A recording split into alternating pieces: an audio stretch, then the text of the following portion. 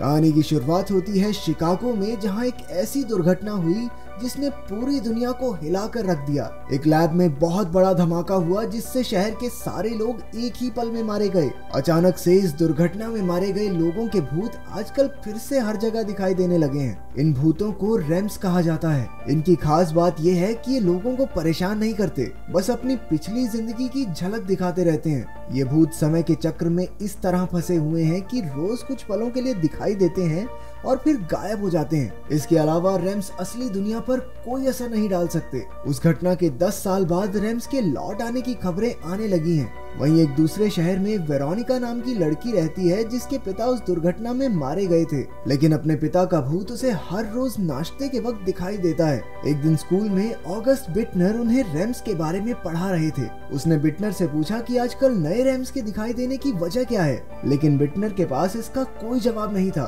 फिर लंच के दौरान वेरोनिका की नजर किर्क नाम के एक लड़के पर पड़ी जिसे रैम्स में काफी दिलचस्पी थी। सब जानते थे कि उसे पिछले स्कूल से निकाल दिया गया था, लेकिन ऐसा क्यों हुआ ये कोई नहीं जानता। शाम को वेरोनिका जमी हुई लेक पर आइस स्केटिंग करते हुए वहां अपने पिता के साथ गुजारे प्यारे पलों को याद करने लगी। अगली सुबह नहाने के बाद उसे अपने बाथरूम में अचानक एक नया रैम दिखा जिससे वो डरकर नीचे गिर गई। वो लड़का शीशे में देखकर कुछ लिखने लगा और फिर गायब हो गया। वेरोनिका ने देखा कि उसने लिखा था भागो। फिर स्कूल में भी अचानक उसके कान से खून बहने लगा, लेकिन डॉक्टर को इसकी कोई वजह नहीं मिली। वेरोनिका फिर से बिटनर से बाथरूम वाले रैम के बारे में बात करने लगी। बिटनर ने वेरोनिका को अपने घर आने को कहा और वहां वेरोनिका ने उसकी बेटी ईवा को देखा जो उन दोनों को नजरअंदाज करके चली गई। जब वेरोनिका ने बिटनर को वो बाथरूम वाला किस्सा सुनाया तो उसे यकीन ही नहीं हुआ, क्योंकि रैम्स असल दुनिया पर असर नहीं डाल सकते। तो आखिर वेरोनिका गिरी कैसे? आखिरकार घर लौटकर वेरोनिका फिर से उस रैम का इंतजार करने लगी, लेकिन कोई हलचल नहीं हुई। इसके बाद उसने किर्क से बात करके अपने सवालों का जवाब ढूंढने का फैसला किया। जब वेरोनिका ने उसे बाथरूम वाले रैम की बात बताई तो किर्क ने पूछा कि उसे रैम्स में इतनी दिलचस्पी क्यों है। वेरोनिका ने जवाब दिया कि उसे डर है कि वो बाथरूम वाला रैम उसे नुकसान न पहुंचा दे। इसके बाद स्कूल में दोनों रैम्स के बारे में बात कर रहे थे तो अचानक वेरोनिका ने रैम को ब्रायन कह दिया। उसे पता ही नहीं चला कि अचानक उसके दिमाग में रैम का नाम कैसे आ गया। उसके बारे में और जानने के लिए उन्होंने रैम की तस्वीर लेने की सोची, लेकिन आम कैमरे से ये मुमकिन नहीं, इसलिए उन्होंने एक जुगाड़ू बच्चे से खास कैमरा बनवाया। वेरोनिका और किर्क कैमरा बाथरूम में लगाकर ब्रायन के आने का इंतजार करने लगे। अचानक उन्हें एक आवाज सुनाई दी और वेरोनिका नीचे गई, जहां उसे शीशे में एक आदमी की झलक दिखाई दी। वो भागकर किर्क से मदद मांगने पहुंची, लेकिन असल में नीचे उसकी माँ एना थी। इसके बाद वो दोनों फिर से बाथरूम में पहुंचे और ब्रायन सच में आ गया।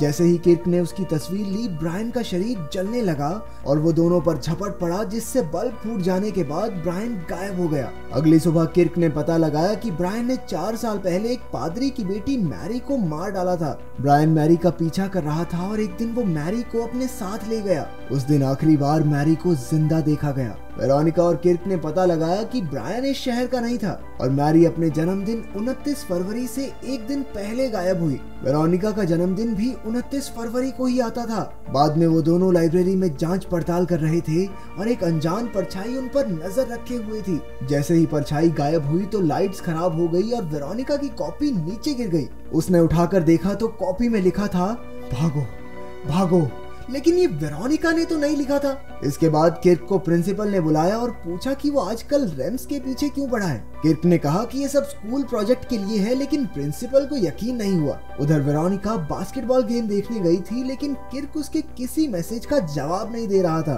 प्रिंसिपल भी वहीं मौजूद था। अचानक प्रिंसिपल को एक मैसेज आया और वो सीधा सीढ़ियों की ओर भागा। उधर गेम के दौरान ही वेरोनिका को ब्रायन का रैम दिखाई देने लगा। वेरोनिका बेसुध सी होकर ब्रायन की ओर चलने लगी। उसे एहसास ही नहीं हुआ कि वो गेम के बीच से जा रही है। जैसे ही उसका ध्यान वापस आया, अचानक छत से प्रिंसिपल की लाश नीचे गिर पड़ी। शाम को किर्क ने वेरोनिका से कहा कि उसने प्रिंसिपल को रैम्स की पूरी कहानी बताई थी और प्रिंसिपल ने तो उनकी मदद करने का वादा भी किया था, लेकिन फिर अचानक वो मारा गया। इस इसके बाद वेरोनिका ने इमोशनल होकर अपने पिता की कहानी बताई कि कैसे दुर्घटना वाले दिन उसने अपने पिता से नाराज होकर कहा था कि वो उनसे बिल्कुल प्यार नहीं करती। उसके पिता को ऑफिस के लिए देर हो रही थी, इसलिए वो गाड़ी से चले गए। उसे एक दिन अगर वो ट्रेन से जाते तो शायद धमाके से बच जाते। वेरोनिका खुद को उनकी मौत का जिम्मेदार समझती थी, क्योंकि उसी की वजह से वो उस दिन लेट हुए थे। शर्मिंदगी की वजह से वो आज तक उनकी कब्र पर भी नहीं गई। किर्क ने भी बताया कि उसके पिता भी उस दुर्घटना में मारे गए थे, लेकिन रैम बनकर दिखाई नहीं दिए, इसीलिए वो उनके रैम को ढूंढता फिरता है। रात को वेरोनिका ने फिर से ब्रायन को देखा, जो खिड़की से उसकी ओर बढ़ रहा था। वो पीछे हटकर एक जमे हुए तालाब में गिर पड़ी और पानी में उसे 2 लड़कियों के भूत और अजीबोगरीब चीजें दिखाई दी। आखिरकार उसकी आंख खुली और उसे एहसास हुआ कि ये सब बस एक बुरा सपना था। अगली सुबह एना ने वेरोनिका से कहा कि वो 28 फरवरी को एक इंटरव्यू के लिए जा रही है, यानी 29 को वेरोनिका के जन्मदिन पर वो नहीं आ पाएगी। जब उसके पिता का रैम फिर से आया तो किर्क ने देखा कि वो अपनी मौत से अगले दिन का अखबार पढ़ रहा था। किर्क ने 2 लड़कियों एमा और क्लेयर की खबर पढ़ी और उसे लगा कि वेरोनिका के पिता उसे कोई इशारा दे रहे हैं। उन्होंने पता लगाया कि वो दोनों लड़कियां भी 29 फरवरी को 1 साल के अंतर में गायब हुई थी। वो दोनों क्लेयर की बहन से मिलने गए, जिसने बताया कि ब्रायन क्लेयर का बॉयफ्रेंड था। वो जल्द ही उसके साथ शिकागो में रहने वाली थी। अब किर्क और वेरोनिका को एहसास हुआ कि सारे राज शिकागो में ही छुपे हुए हैं। शिकागो पहुंचकर उन्हें वेरोनिका के सपने वाला तालाब भी दिखाई दिया। हैरानी की बात तो ये थी कि शिकागो में हजारों रैम्स थे जो कुछ ही पलों में गायब नहीं होते थे।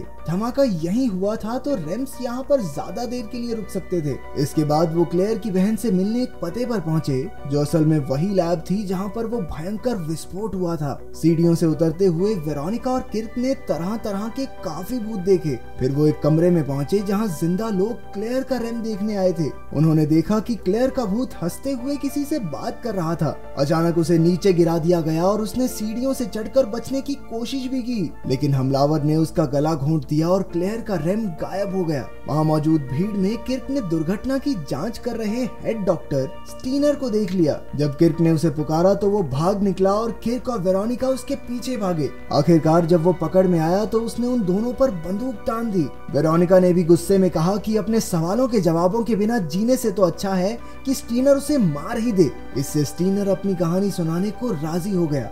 जब हिरोशिमा और नागासाकी में बम धमाके हुए तो मरे हुए लोगों की परछाइयां दीवारों पर छप गई थी। ये परछाइयां मरने के बाद भी जिंदा लोगों से बात करने का जरिया समझी जाने लगी। स्टीनर भी ऐसा ही कुछ बनाना चाहता था जिसमें उसके मरीज मौत को छूकर टक से बाहर आ जाते, लेकिन धीरे धीरे ये एक्सपेरिमेंट खतरनाक होता गया और हादसे के दिन सबके सब मारे गए। ब्रायन भी स्टीनर का ही आदमी था, लेकिन हादसे के बाद जब उसकी गर्लफ्रेंड क्लेयर मर गई तो स्टीनर को पक्का यकीन हो गया कि उसे ब्रायन ने ही मारा है। ब्रायन ने कुछ और लड़कियों को मारकर उनके शरीर में क्लेयर की आत्मा वापस लाने की कोशिश की। और तो और हर लड़की का जन्मदिन वेरोनिका की तरह 29 फरवरी को ही आता था। तभी कर्क ने चुपके से लैब की तस्वीर ले ली। अगले दिन कर्क और वेरोनिका उसके जन्मदिन तक उसकी सुरक्षा करने की तरकीब लगाने लगे, लेकिन तभी स्कूल वालों को कर्क के लॉकर में एक बंदूक मिल गई। वेरोनिका मिस्टर बिटनर से मदद मांगने गई तो उसने बताया कि कर्क के पिछले स्कूल में भी उसके पास बंदूक मिली थी, इसीलिए उसे निकाल दिया गया था। जब वेरोनिका ने बिटनर को स्टीनर की कहानी सुनाई तो उसने कहा कि भागने से अब कोई फायदा नहीं होगा। उन्हें वेरोनिका के कमरे को लेड से ढककर पैनिक रूम बनाना होगा। अगले दिन कर्क ने वेरोनिका को बताया कि ये बंदूक उसकी नहीं है। पिछले स्कूल में उसने किसी को नुकसान पहुंचाने के लिए नहीं बल्कि अपनी रक्षा के लिए बंदूक रखी थी, लेकिन वो चाहे जो भी कहे वेरोनिका उस पर विश्वास नहीं कर पा रही थी। वो बिटनर के बताए पैनिक रूम की तैयारी में लग गई। उधर एना अपने इंटरव्यू के लिए गई, लेकिन वहां तो उसे किसी ने बुलाया ही नहीं था। कर्क ने भी छानबीन करके पता लगाया कि बिटनर भी असल में स्टीनर के साथ काम करता था। वो वेरोनिका को सावधान नहीं कर पाया क्योंकि पैनिक रूम में सिग्नल नहीं थे। सुराग ढूंढते हुए कर्क बिटनर के घर गया और उसका शक तुरंत यकीन में बदल गया। उसकी बेटी ईवा असल में एक रैम है और अब बिटनर वेरोनिका को मारकर उसके शरीर में ईवा को जिंदा करना चाहता है। बदकिस्मती से बिटनर ने कर्क को देख लिया और उस पर हमला करके उसने कर्क को जिंदा ही गाड़ दिया। फिर वो वेरोनिका के पास पहुंचा, लेकिन उसे एहसास हो गया था कि कुछ तो गड़बड़ जरूर है। वो बिटनर को धक्का देकर भागने लगी, लेकिन बिटनर ने उसे बालों से खींच लिया और सारी बात बताई कि कैसे वो अपनी बेटी को जिंदा करना चाहता है। दरअसल उसी ने पहले वाली लड़कियों को मारा था और एना को नकली इंटरव्यू के लिए भेजने वाला भी वही था। उसी ने कर्क के लॉकर में बंदूक रखी और ब्रायन और प्रिंसिपल दोनों को मारा। ब्रायन तो असल में उन लड़कियों को बचा रहा था, लेकिन बिटनर ने उन्हें ढूंढ निकाला। लेकिन जैसे ही वो वेरोनिका को मारने लगा, अचानक उसके पिता के रेम को देखकर उसका ध्यान भटक गया। तभी वेरोनिका ने स्केट्स उतारकर उस पर हमला कर दिया और वहां से भाग गई। भागती हुई वो जमे हुए तालाब पर पहुंची और बिटनर भी उसे पकड़ने आ गया, लेकिन वो दोनों ही पानी में गिर गए। वहां ब्रायन के रेम ने वेरोनिका की जान बचाई, जबकि मैरी के रेम ने बिटनर को डुबा दिया। अचानक से कर्क भी उसकी मदद करने वहां पहुंच गया। कर्क के पिता के रेम ने उसे बर्फ खोदकर बाहर निकाला था। आखिर में कर्क और वेरोनिका ने असली सच दुनिया के सामने लाने का फैसला किया और हमने देखा कि बिटरमैन का रेम उन्हें दूर खड़ा देख रहा था। अगर वीडियो पसंद आई तो लाइक कर देना, चैनल को सब्सक्राइब कर देना। मिलते हैं अगली वीडियो में।